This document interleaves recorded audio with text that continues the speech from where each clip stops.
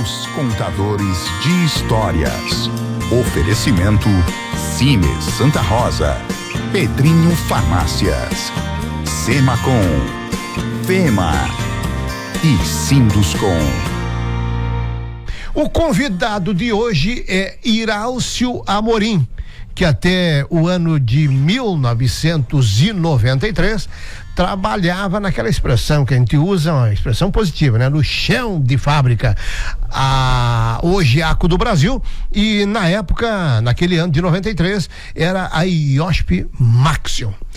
Naquele ano foi desencadeado o processo de terceirização da Maxion, hoje eu vou chamar de ACO para não estar repetindo Maxion, hoje ACO. Foi implantado aquele processo de terceirização. Irálcio, muito obrigado por ter vindo ao estúdio, aceito o nosso convite. Lá se vão quase 40 anos, né? Sintetize para o ouvinte o conceito de terceirização, como era antes e o que passou a ser depois. Bom dia. Bom dia, Jairo. Bom dia, ouvintes. Sempre muito bom estar participar do teu programa, tá? E principalmente a gente poder resgatar alguma coisinha dessa bela história de Santa Rosa, né? Entre tantos outros segmentos que tiveram, o setor metal mecânico também foi aí promissor desse belo quadro aí de desenvolvimento, tá?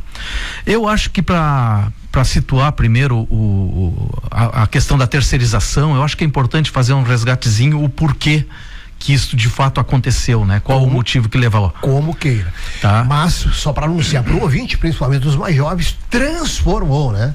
A relação de Santa Rosa, da região, com o polo metal mecânico. Perfeito. Muito bem. Então, se nós voltar ao ano de 85, um pouco antes, ali em meados de 85, tá? A IOSP Maxion, o grupo IOSP Maxion adquiriu ou incorporou a então Ideal, né?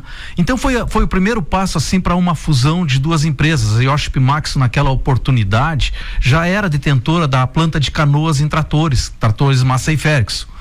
E ali na entrada aqui na Ideal, ela começou a querer direcionar então a definição das plantas, transformar a planta em canoas somente com tratores e Santa Rosa somente com colheitadeiras. Isso começou de uma certa forma a gerar como já acontecia, uma sazonalidade de safra. Era muito comum naquela oportunidade, tinha períodos que trabalhavam forte as colheitadeiras e depois vinha uma entre safra, tinha aquele ciclo de demissões, de interrupções, enfim, de vagância nas fábricas, né? Porque não tinha colheitadeira.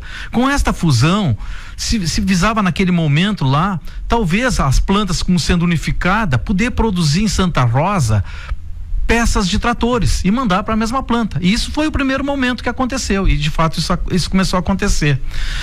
No início dos anos 90, mais ou menos 90, teve uma grande venda de colheitadeiras para o Iraque, não sei se estão lembrados, e era uma proposta de 3.000 colheitadeiras a serem produzidas num período de 5 anos, ou seja, 600 colheitadeiras por ano. E essas colheitadeiras já passariam a ser produzidas em Santa Rosa, com a marca Massey Ferguson. E assim foi feito. O que aconteceu? Primeiro ano aconteceu. Foram produzidas em torno de 500 colheitadeiras para exportação para o Iraque, e aí estourou a guerra. Estourou a guerra e parou todo aquele projeto que tinha, né? E aí começou então a se achar a alternativa para conduzir isso. Afinal, colheitadeiras já estava sendo produzida aqui. E aí veio então toda aquela transferências de máquinas de canoas para Santa Rosa, para a fábrica ainda na Ideal, internamente com o nome IOSP Maxion. Passado aquele período, né? Agora temos que, decisão de direção, né? Tem que definir o que fazer para continuar preenchendo esta sazonalidade, resolver este problema de mão de obra aqui em Santa Rosa, que era um problema social. Tinha trabalho 6 meses aproximadamente não tinha, né? E começava a surgir então naquele momento a nova versão de terceirização de fornecedores, de parceria, que se tornava muito comum nas empresas de automóveis, né? Na automobilística, né? E esse conceito de uma certa forma veio para dentro das máquinas agrícolas. Pô, mas se este é um modelo que está dando certo em outros segmentos, por que não dá certo aqui? O que vai acontecer? Nós vamos conseguir aqui preencher esse período de sazonalidade com pequenas empresas, dividir esta mão de obra que está toda hoje dentro da fábrica da montadora, com esse novo conceito de passar a montadora somente para a montadora e os outros para fabricantes, oportunizar para que estas empresas menores que venham a surgir, que venham a se fortalecer aqui, possam ir para o mercado procurar novos segmentos, novos clientes e fazer um equilíbrio nesta mão de obra. Então me parece assim, de maneira muito resumida, que esse foi o conceito inicial, procurar um equilíbrio social para esta mão de obra que oscilava tanto, né? Porque a indústria também sofria com isso, né? Sofria. Você demite um número expressivo de funcionários, alguns vão embora e não voltam mais. Quando retomava a produção, tinha o prejuízo. E naquela oportunidade, as vendas eram mais locais, né? Brasil, então ela sofria muito com safra, né? Então, período de colheitadeiras era o período de safra. Se pegava aí no segundo semestre, produzia a colheitadeira. Para início do primeiro semestre, parava. Então, para a fábrica. Ok. Aí a terceirização foi a prática mesmo a partir de quando? A partir de 1993, então, se começou então de fato este projeto de terceirização. Cabe aqui, acho que ainda dizer que mesmo assim o projeto começou ou terminou com 13 empresas que foi denominados parceiros na oportunidade, que foram os fornecedores, né? Mas eles já existiam 6 empresas no mínimo que fizeram parte desse projeto, que já forneciam para a Ideal na época, ou para, eu acho, Pimatsu na época, né? Que era a Metalúrgica Jama, que já, vou citá-las, né? E espero não cometer um erro, né? A Metalúrgica Jama, que já existia, que já desde o início de 93 já fornecia alguma coisa, do Moacir Maronese e do Albeia, que eram professores do Senai, tinham saído, começado uma empresa, então já estavam começando a fornecer. A Metalúrgica Fratelli, que já atendia, tinha na oportunidade a maior de todas, eu acredito, que era a indústria Freisleben, que era já um grande fornecedor. Tínhamos mais ainda a Metalúrgica Flores, do Ricardo Welter, que também era fornecedora. O Muscoff, lá na Ponte, já trabalhava. E a Metalúrgica Kunkel, que era uma menor, que era ali na empresa, na Vila Sulina. Então esses já trabalhavam, já forneciam. Qual a ideia? Vamos fortalecer essas empresas, vamos torná-las empresas mais fortes para poder atender a nossa demanda. Isso é a visão da empresa, da montadora. Ok, começou então o trabalho em cima dessas empresas, a preparar internamente processos que pudessem estarem adequados com o perfil dessas empresas, né? Para que elas pudessem se fortalecer. E assim foi feito. Então se começou esse trabalho com essas 6 empresas iniciais. Definido parte desses processos, havia mais espaço para novas empresas. Acho que aqui só fazer um adendo, que entre esta vinda de parte da planta de Canoas para Santa Rosa, vieram muitas máquinas operatrizes. Veio torno, veio prensa, veio guilhotina, enfim, todo o maquinário veio interno ainda para a Ideal, lá dentro da fábrica da Ideal, que se tornou pequena, que também foi um fato importante, se tornou pequeno o espaço físico para se tornar uma montadora. Então havia necessidade de criar esses espaços também. Então essas máquinas, era o primeiro momento, vai para esses fornecedores parceiros. E aí os que existiam. E aí começou aquele processo então de comodato com essas máquinas. Então começa a fortalecer a Metalúrgica Jama, enfim, a Fratelli, todas elas, né? Feita essa primeira etapa, ainda ficou muita coisa interno que precisaria ser terceirizado, ser jogado para fora. E aí surgiu a oportunidade de criar novas empresas. Aí esse movimento começa a criar corpo, né? E começa a aparecer um voluntário aqui, um voluntário ali, querendo, eu também quero um pedaço, algo parecido, né? E aí começa a surgir. Então surge a Hidroelétrica Sul, que hoje é a Nelson do Brasil, que era com o seu Casimiro Chinvelski, para fazer chicotes elétricos da colheitadeira, junto com o Ademir Enval, que trabalhava lá, já funcionários, que trabalhavam lá e que vamos se juntar e vamos fornecer chicotes e os dois funcionários da indústria. Os dois funcionários da indústria. Agora começam os funcionários da indústria, né? Ou que tinham passado muito recente na indústria, que é o caso da Imetal, que com o Ricardo Mosquer junto com o seu Armindo Kim, fizeram a Imetal, uma indústria para corte de planificados, né? A metalúrgica Nets, hoje surge o Nets, Luiz Carlos Nets, saudoso, com a Oxicorte, então eu faço a Oxicorte, começo a cortar. Surgiu a Metalmate, que era voltada para embalagem, que era com o França, eu não lembro o primeiro nome do França, junto com o Antônio Ols, se juntaram então para fazer as embalagens para esses materiais. A Metal Dente, que foi uma empresa que surgiu com uma especialidade em fazer rodas dentadas, tipo essas de bicicleta, coroa de bicicleta, né? Que era com o André Garcia e o Cirilo. A Metalúrgica Precisão, que era uma empresa voltada para a usinagem. E, enfim, e a última empresa que surgiu então, a Metal Master, que era a empresa que eu comecei, né? Todas essas empresas, elas já saíram de dentro da Iochpe Max com uma tendência para usinagem, para estampados, para planificados, para chicotes. Para não contar 3 histórias, eu quero explorar mais a tua. Você então até aquele período era um profissional da Maxion. Perfeito. Teus sonhos, que sonho você alimentava na época? Perfeito. Até antes de você saber do desfecho. Na verdade, eu acho que o empreender, né? E aí vem para as teorias, eu não vou me ater na teoria, vou me ater assim no fato, né? O empreender, às vezes, vem de berço, vem daquilo nato da pessoa. E eu sempre tive uma vontade de empreender. Não sabia nem no quê. Você que pediu para terceirizar ou o pessoal da Maxion te propôs? Não, eu sou um dos casos que pedi. Me coloquei, fui voluntário. Eu participei no início, eu participei de todo este processo de terceirização. Eu era supervisor de produção, tinha feito uma reformulação muito grande aqui em Santa Rosa. Toda a parte administrativa, engenharia, qualidades, tudo tinha ido para Canoas. Aqui ficou a planta sendo comandada basicamente pelo um engenheiro-chefe, que era o Eduardo Farias, e 3 supervisores. E esses 3 supervisores, um deles era eu. Ok, mas a tua vida mudou completamente. E dos empreendedores que você acabou de citar? Mudou.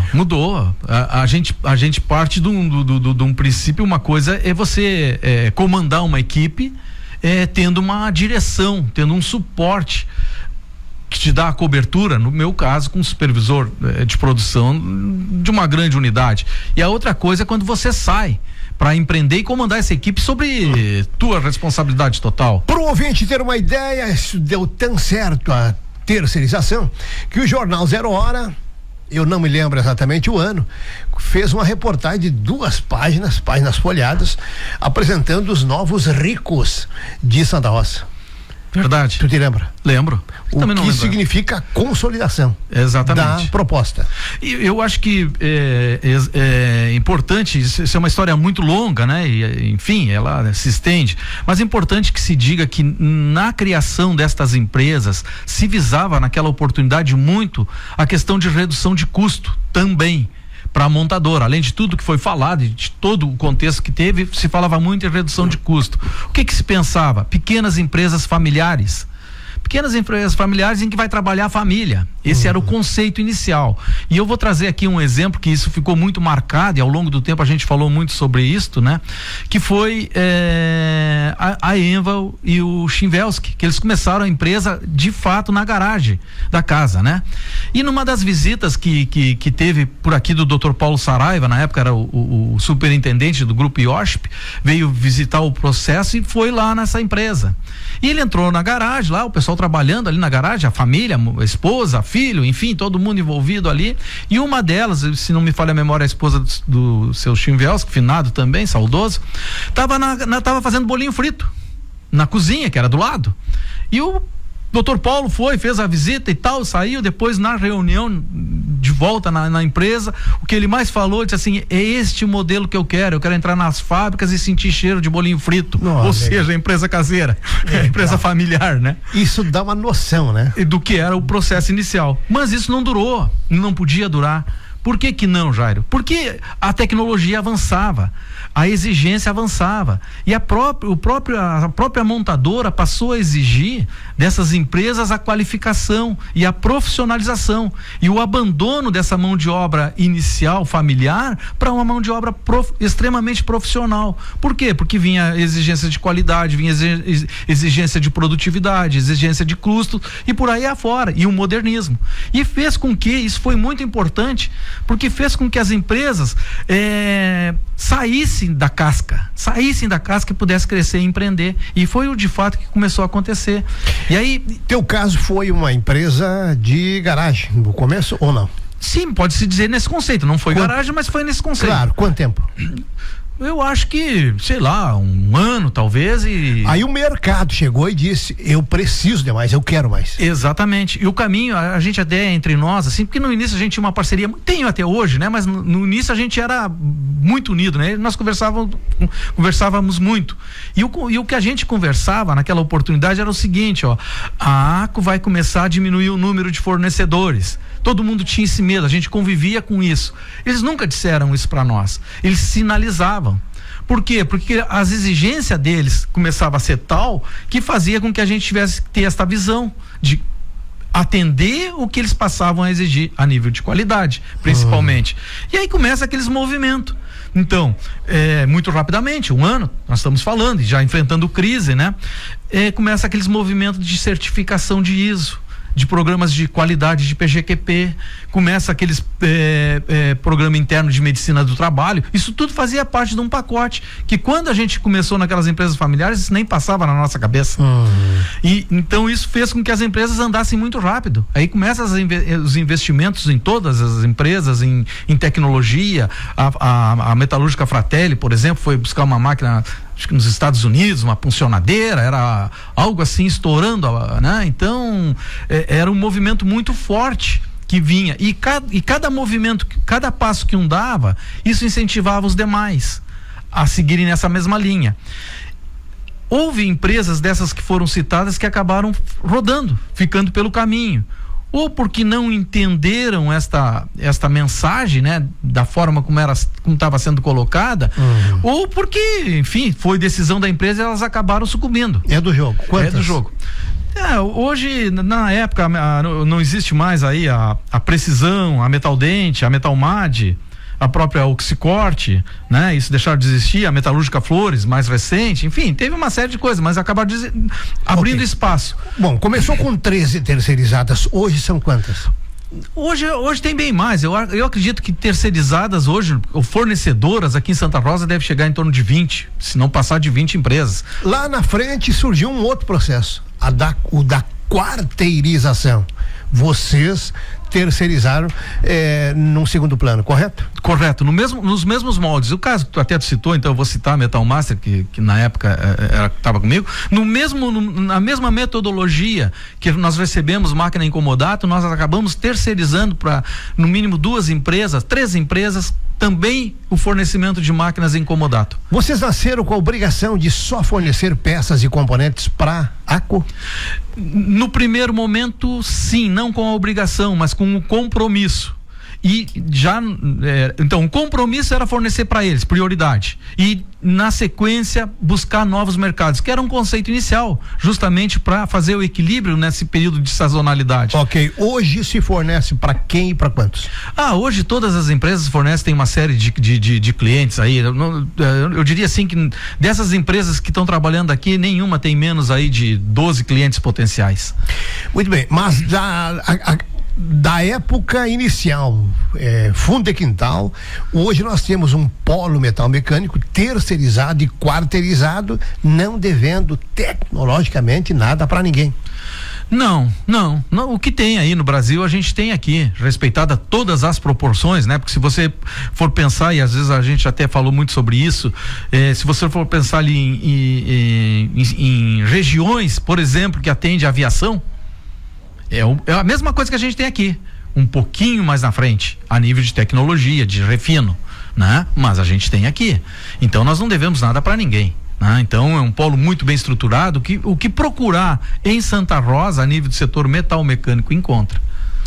Iralcio Amorim, essa é uma conversa que tem que continuar, porque você nem começou a contar e o espaço acabou.